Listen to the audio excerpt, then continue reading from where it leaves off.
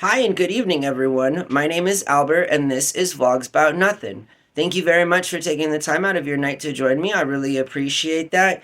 Tonight, I want to talk about Hulu. Okay, so October, and obviously, with the well under 2,000 subs and just 21,000 views, this is not a plug for anybody at all, ever.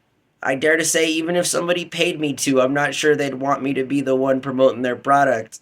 That being said, Hulu is a wonderful platform that's owned by Disney that I've been watching for since it's been around in beta. It's been a platform that was not always owned by Disney, but Disney has decided to buy up the entire entertainment industry. And I guess if you have the money to do it, go ahead and do it. But I do Halloween and Huluween. I think that is obviously a really good pun.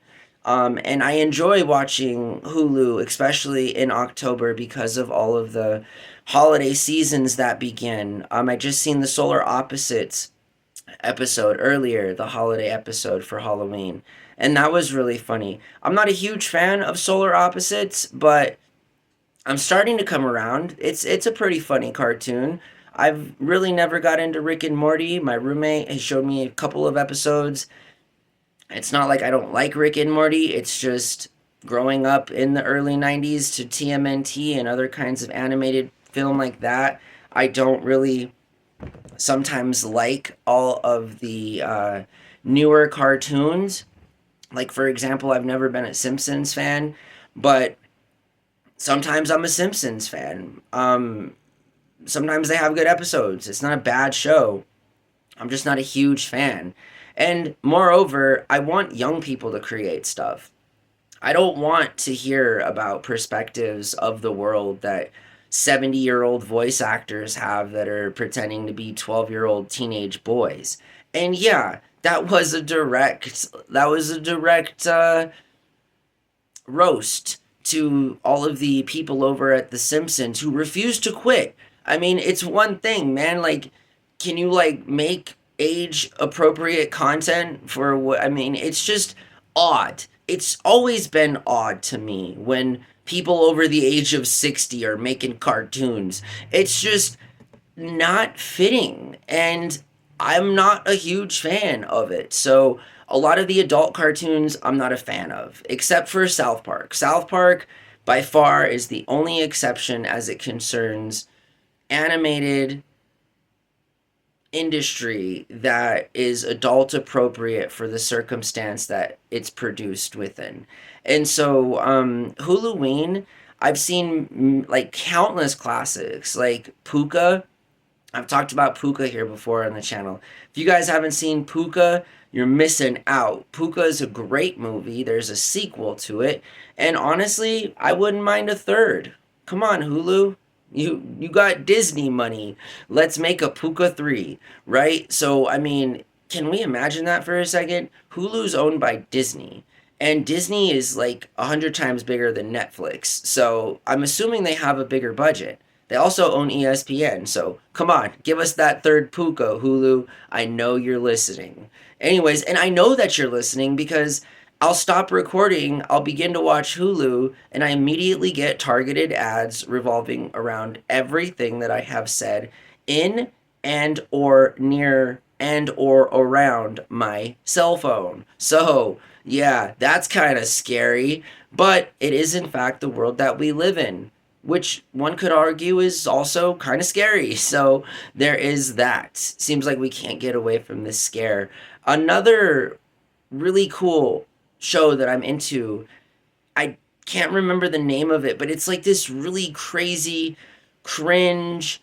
It's called like Grotesqueria or something. It's like about these serial unalivings that this police officer is trying to figure out. Grotesqueria or something, and grotesquerie.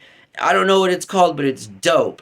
And I really don't usually like shows like that, but the suspense and the writing is undeniably good. So I have to deal with a little bit of gore, and that's okay, just so long as I mean, I can avert my eyes, and also I'm interested in the production value as well as the writing that goes into some of these productions, just because it's what I want to do. And I'm all about themes and motifs and symbolism and evaluating writing and all of these cool concepts. I really enjoy all that stuff. So Hulu is a good win for me around the holidays, Halloween especially, and then obviously for Thanksgiving and Christmas. They come around to doing the holiday specials for those holidays, and they're quite spectacular.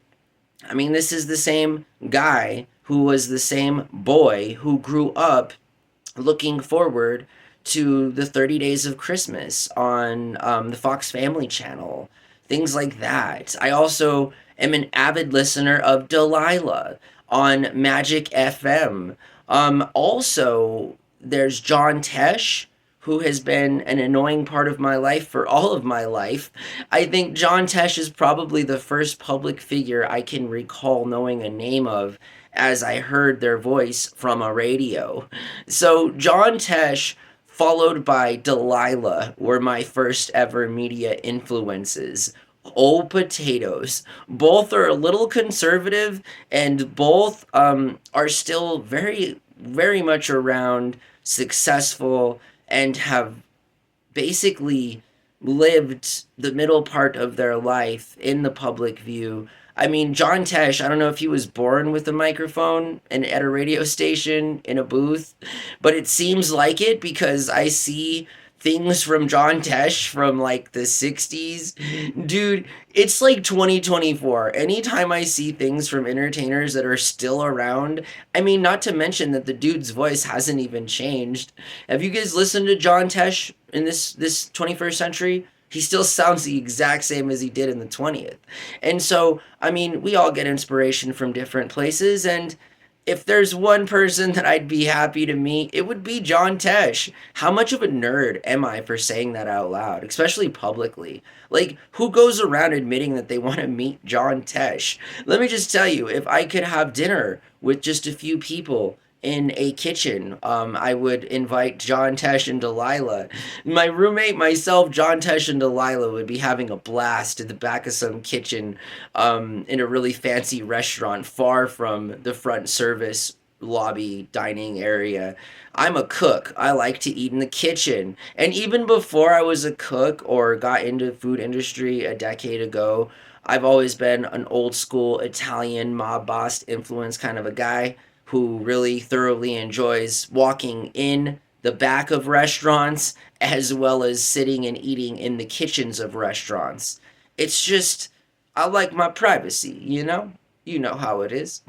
But those are all true stories, by the way. I've eaten in kitchens and I've tipped people so that I can get into the back of the restaurant. So, I mean, that's just, again, some people like to come in through the front door. And let's not get weird with our jokes and or mind here, okay? I'm saying out loud that I prefer to go through the back door, but that's not an insinuation. That's not anything weird. It might be a word pun with some, at best, loosely attached humor, but I walk myself right into this kind of humor sometimes, and I hate it when I do because I know exactly where it goes. The other night, for example, I'm going to tell you what I said because it's something I said. And so what I said was at work, is that meat looking good? Is it nice and warm?